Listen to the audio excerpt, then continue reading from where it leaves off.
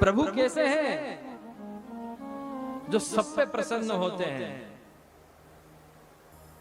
गए पाप ताप दूर देखत, दरस परस चरण हो तो एक पतित तिहारो, पतित उद्धारण हो विरत तुम जगत के उद्धारण। प्रभु आप तो सबका कल्याण करते हो, सातों जांच का उद्धार करते हो। कि किरात हूणांध पुलिंद पुलकसा,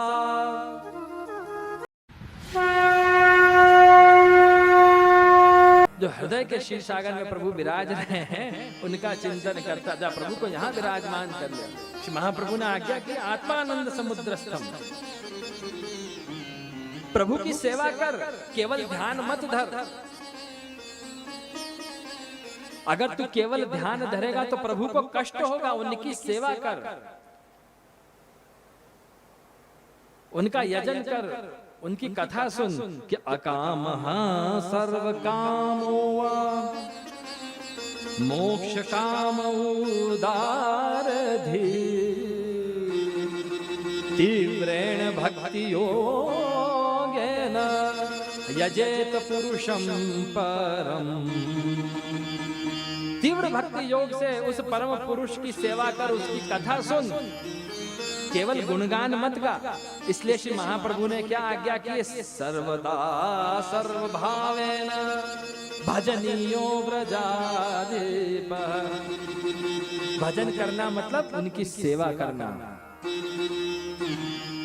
श्री ठाकुर जी की सेवा करना। क्यों? क्योंकि भगवान हमारे पति हैं। भगवान तो सात्वताम पति ही, हम वैष्णव जन के पति, इस आत्मा के पति, वह परमात्मा की सेवा नहीं करोगे तो वह प्रसन्न कैसे होगा? अगर कोई पत्नी अपने पति का गुणगान ही करती रहे तो क्या पति प्रसन्न होगा? अरे तुम उस परमात्मा की पत्नी हो, श्री ठाकुर जी तुम्हारे शाश्वत पति हैं, इसलिए उनकी सेवा करो। एक पत्नी थी, उसने सुना कि पति का गुणगान करना चाहिए, पति परमेश्वर होता है, उसका गुणगान करना चाहिए। तो रात दिन पति का गुणगान करती थी। आप बहुत सुंदर हो, आप दिन भर कितना काम करते हो, हम सबका कितना ख्याल रखते हो, आपके जैसा तो कोई दूसरा है ही नहीं। आप हमारे लिए कितने नए नए उपहार लाते हो, बच्चों के लिए उपहार लाते हो। तो क्या पति प्रसन्न होगा? थोड़ी देर के लिए हो जाएगा।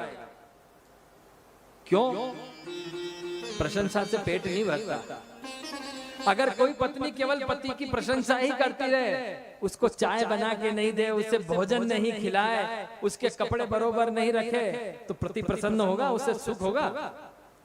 अरे जोर से बोलो ना, मैं तो पतियों से ही पूछ रहा हूं। होगा क्या? नहीं होगा। क्यों? वो क्या कहेगा? ऑफिस से काम से थकारा हुआ आएगा, खेत से थका हुआ आएगा, सोचेगा मुझे चाय मिल जाए, पानी मिल जाए, प्रसाद मिल जाए, 2 रोटी मिल जाए, और पत्नी झांझ मंजीरा लेके बैठ जाए। तुम तो बहुत सुंदर हो, कितना काम करते हो, सुबह से काम पे जाते हो, रात को काम। वो क्या कहेगा? अरे भाग्यवान, एक ठंडा गिलास तो पिला दे पानी का, चाय तो पिला दे। ऐसे भगवान का, श्री ठाकुर जी का केवल गुणगान ही गाते रहोगे तो बात नहीं बनेगी। इसलिए प्रभु की सेवा करो। श्री महाप्रभु वल्लभ आज्ञा करते हैं कि यही तुम्हारा धर्म है, यही भागवत का मर्म है। रसोई बनाने की विधि अगर याद हो जाए तो उसकी किताब नहीं छपाई जाती, घर में रसोई बनाई जाती है। अगर रसोई बनाई ही नहीं, लड्डू बनाने का ज्ञान हो गया और लड्डू बनाया नहीं, खाया नहीं, खिलाया नहीं, तो लड्डू बनाना काम का क्या? मतलब सीखना किस काम का? ऐसे ही श्रीमद् भागवत पढ़ी, श्रीमद् भागवत सुनी, प्रभु का कीर्तन किया और प्रभु की सेवा ही नहीं करी, घर में नंद नंदन नहीं पधराए, ब्रह्म संबंध नहीं लिया, ठाकुर जी की सेवा नहीं करी, श्री ठाकुर जी को श्रृंगार नहीं धराए, तो फिर काम के क्या? इसलिए अकाम सर्व कामो चाहे मन में कामना हो या निष्काम हो, फल प्राप्ति की इच्छा हो या कोई फल प्राप्ति की इच्छा नहीं हो, कुछ भी हो, बस श्री ठाकुर जी की सेवा करो, ठाकुर जी का कीर्तन करो, श्री ठाकुर जी का वंदन करो, क्योंकि वंदन चंदन से भी ज्यादा शीतल है। किसी को चंदन लगा दो तो उसको शीतलता नहीं आएगी, किसी को हाथ जोड़ के नमस्कार कर लो, उसके हृदय में शीतलता आ जाएगी, वो प्रसन्न हो जाएगा। ऐसे ही श्री ठाकुर जी का वंदन करो तो वंदन से भक्ति, वंदन भी भक्ति है नवदा भक्ति में। अर्चनम वंदनम, वंदन भक्ति से दोष दूर होते हैं, दर्शन भक्ति से पाप दूर होते हैं, श्रवण भक्ति से अज्ञान में किए गए पाप दूर होते हैं, और पूजन भक्ति से व्यामोहन रूपी पाप दूर होते हैं। प्रभु कैसे हैं? जो सब पे प्रसन्न होते हैं। गए पाप ताप दूर देखत, दरस परस चरण, हो तो एक पतित तिहारो, पतित उद्धारण हो विरत तुम, जगत के उद्धारण। प्रभु आप तो सबका कल्याण करते हो, सातों जांच का उद्धार करते हो, कि किरात हूणांध्र पुलिंद पुलकसा,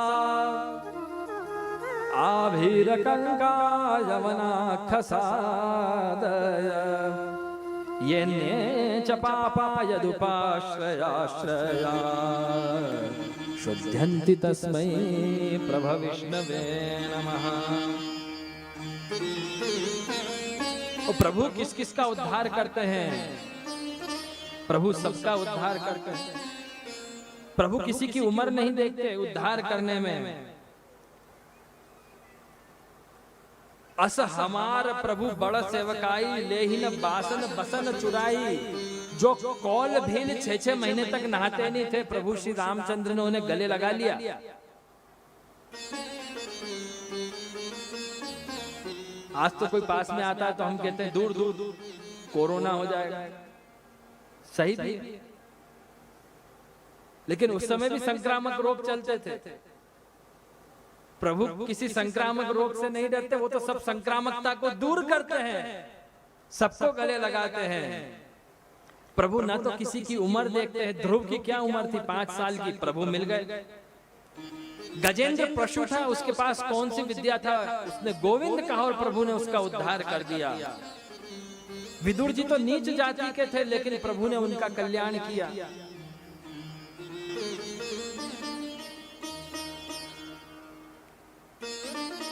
और प्रभु निर्बल के बलराम, उग्रसेन जिसको बेटे ने ही बंदी बना दिया था, उसका भी उद्धार किया। कुब्जा के पास कौन सा ऐसा रूप था? कोई परम सुंदरी नहीं थी कुब्जा, उसको परम सुंदरी प्रभु श्री कृष्ण ने बनाया। इसलिए कहते हैं कि भगवान केवल भक्ति से प्रेम करते हैं, और जिस भक्त के पास भक्ति है वो प्रभु को सबसे ज्यादा प्रिय है। भक्ति प्रिय माधव है, भगवान माधव को भक्ति प्रिय है।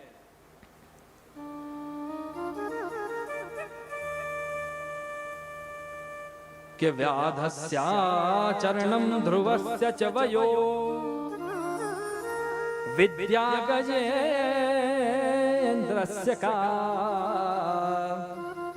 का जाति विदुरस्य यादवपते, उग्रस्य किं पौरुषम्, कुब्जाया किमु नाम रूपमधिकम्, किं तत्सुदाम्नो धनम्, भक्त्या तुष्यति केवलं न च गुणैः, भक्ति प्रियो माधव। श्री गुसाई जी महाराज की 2 सेविकाएं थीं। तो श्री गुसाई जी महाराज जब परदेश पधारे तो उनको याद आया कि ओहो, एक माँ बेटी को मैंने ब्रह्म संबंध दिया था, और ठाकुर जी उनके माथे पधराए थे। सब वैष्णव से कहा कि वैष्णवों, वो माँ बेटी कहाँ रहती हैं दोनों? जिनको हमने ठाकुर जी पधराए थे, जिन्होंने ब्रह्म संबंध लिया था, सबने हाथ जोड़ के कहे कृपानाथ उनकी बात पूछवे लायक नहीं है। श्री गोसाई जी ने कही क्यों? कृपानाथ आपने ठाकुर जी पधरा दी, ये तो आपकी कृपा है, पर वो सेवा करवे में कछु जाने ना है, रीत को ज्ञान नहीं, मेंढ मर्यादा को ज्ञान नहीं है, कछु ज्ञान नहीं है, अपरस को ज्ञान नहीं है। कृपानाथ महा आप ना ही पधारो तो अच्छा है, उनको कुछ आता नहीं है, आप पधारोगे तो आपका स्वागत कैसे करना वो भी उनको पता नहीं है। यहीं पास में उनकी झोपड़ी है, उस झोपड़ी में टूटी फूटी झोपड़ी में वो रहती हैं, उनके घर में तो आपके लिए बिछाए हुए के लिए मखमल के आसन भी नहीं है। श्री गोसाई जी ने कही अच्छा, बहुत बहुत अच्छी बात है, गुरु हम है और उपदेश तुम हमको दे रहे हो कि क्या करने लायक है और क्या करने लायक नहीं है, चलो हमारे साथ। श्री गोसाई जी पधारे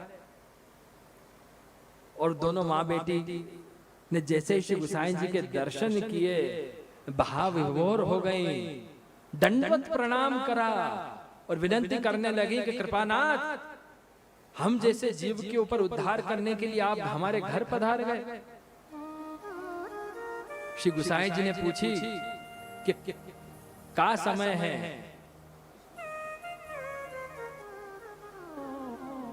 मतलब श्री ठाकुर जी की सेवा में अभी क्या समय चल रहा है? हमने तुमको ठाकुर जी पधराए हैं ना, सेवा कैसे कर रही हो, सेवा कैसी चल रही है?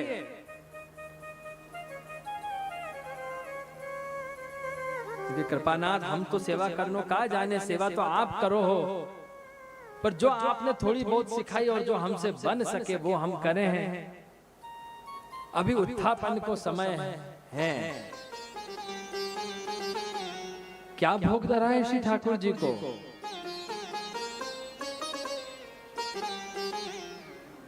प्रभु जब आपके यहां विराजते हैं ना, तब तो आप सब भोग धरो हो, सूखा मेवा भोग धरो, लीला मेवा भोग धरो, मलाई भोग धरो, दूध भोग धरो, लड्डू मठड़ी भोग धरो, उत्थापन में फल फलारी भोग धरो, सब चालनी की सामग्री भोग धरो। मैं का जानू का भोग धरो, मेरे घर में है ही का। कृपानाथ घर में बाजरा है, उस बाजरा को गीला कर दिया है, भिगो दिया है और उसके दाने बना बना के ये काजू, ये किशमिश, ये बादाम, ये पिस्ता, ये अंजीर, ये केला, ये जामफल, ये सेवफल, ये भावना से भोग धरा है। जिस भाव से उसने श्री गोसाई जी से विनती की, श्री गोसाई जी का हृदय भरा आया।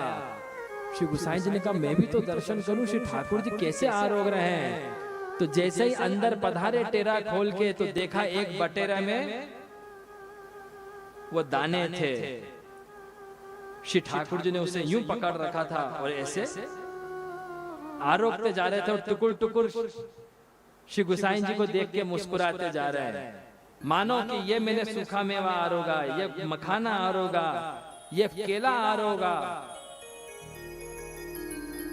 और आरोगते आरोगते श्री गोसाई जी को पास में बुला के 2 दाने श्री गोसाई जी के हाथ में दे दिए।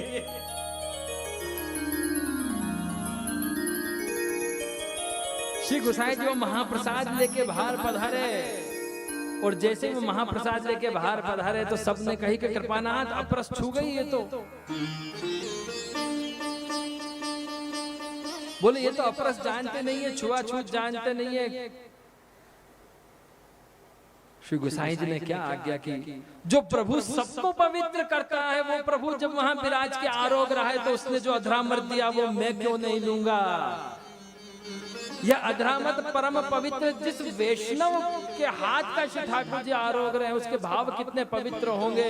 और श्री ठाकुर जी ने मुझे अधरामृत दिया है तो इसको तो तुम भी लो, तुम्हारा जीवन भी पवित्र हो जाएगा। बोलो भक्त वत्सल भगवान की। जय। श्री गोसाई जी महाराज की जय।